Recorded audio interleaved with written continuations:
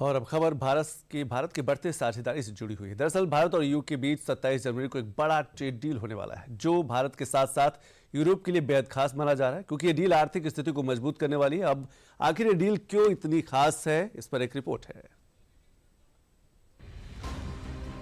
दुनिया जब trade war की आग में झुलस रही है, जब टैरिफ, प्रतिबंध और आर्थिक दबाव से वैश्विक बाजार कांप रहे हैं, ठीक उसी वक्त भारत ने वो रणनीति अपनाई है जिसे इकोनॉमिक्स की भाषा में मास्टर स्ट्रोक कहा जाता है। 26 जनवरी यानी आज भारत का गणतंत्र दिवस है। कर्तव्य पथ पर परेड, शक्ति प्रदर्शन और लोकतंत्र का उत्सव मनाया गया। लेकिन इसमें खास बात ये है कि कैमरों के पीछे एक और बड़ी कहानी लिखी जा रही थी। यूरोपियन यूनियन के 2 शीर्ष नेता भारत में चीफ गेस्ट बनकर मौजूद थे और उनके साथ मौजूद है एक ऐसा प्रस्ताव जो 27 देशों की किस्मत और भारत की अर्थव्यवस्था दोनों को बदल सकता है। See, the EU is facing a crisis today. In fact, the EU is in, I would say, a trauma, especially after the last week at Davos. The US-European relations were heading towards a drift, but this past week, I think, has dealt a trauma to the Europeans and European leadership. That is one. Secondly, it is coincidental that the EU leadership is in India today, now, for this EU-India free trade agreement. In any case, that free trade agreement is a big step forward. The European Union has a GDP of around $20 trillion. India is around 4.5. It creates a big $25 billion market both ways. अब 27 जनवरी को India EU summit में उस ऐलान की तैयारी है जिसे Europe खुद कह रहा है mother of all deals. Bharat और यूरोपीय यूनियन के बीच फ्री ट्रेड एग्रीमेंट यानी वो समझौता जो एक झटके में भारत को 27 देशों के विशाल बाजार से जोड़ देगा। ये समझौता trade, technology, investment, supply chain, green energy, digital economy और डिफेंस कोऑपरेशन तक फैला हुआ है।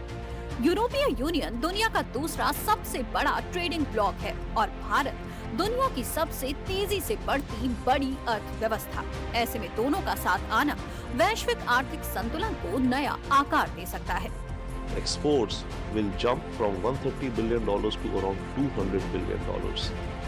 And European exports to India, which are around 80 billion or now, will jump to around 150. So cumulative bilateral trade will go from around $200 billion now to $350 billion. So that's a big jump in the next 5 to 7 years.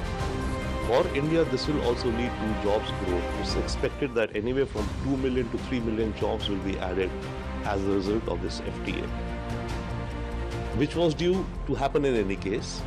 But incidentally, since the Davos meetings were held just last week and that whole back and forth with Donald Trump, I think the EU leaders, when they're in India now, are looking at India with a fresh pair of eyes.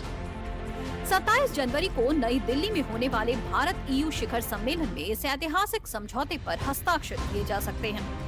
यूरोपीय का सीधा संदेश है कि ये साझेदारी केवल रक्षा सहयोग तक सीमित नहीं होगी, बल्कि ये एक व्यापक रणनीतिक एजेंडे का हिस्सा है, जिसमें व्यापार, सुरक्षा, तकनीक और आतंकवाद के खिलाफ साझा लड़ाई भी शामिल रहेगी। और गणतंत्र दिवस पर यूरोपीय यूनियन के नेताओं की मौजूदगी महज एक संयोग नहीं थी, ये भारत की सॉफ्ट पावर और हार्ड इकोनॉमिक डिप्लोमेसी का प्रदर्शन माना जा रहा है। यूरोप, जो अब तक अपनी सुरक्षा के लिए अमेरिका पर निर्भर रहा है, अब भारत को एक विश्वसनीय रणनीतिक साझेदार के रूप में देख रहा है। और भारत, जो आत्मनिर्भर रक्षा नीति, मेक इन इंडिया और ग्लोबल साउथ की आवाज बन चुका है, अब यूरोप के साथ मिलकर वैश्विक सुरक्षा ढांचे को नया आकार देने जा रहा है। दोनों देशों के बीच ये समझौता सिर्फ 2 पक्षों के बीच सहयोग ही नहीं, बल्कि अमेरिका की आक्रामक रणनीति, रूस यूक्रेन युद्ध के असर और वैश्विक आतंकवाद के खिलाफ एक संयुक्त संदेश भी माना जा रहा है। यूक्रेन युद्ध के बाद यूरोप की सुरक्षा नीति पूरी तरह बदल चुकी है। रूस पर निर्भरता ने यूरोप को कमजोर किया है और अमेरिका पर अत्यधिक निर्भरता ने उसे असहज कर दिया है।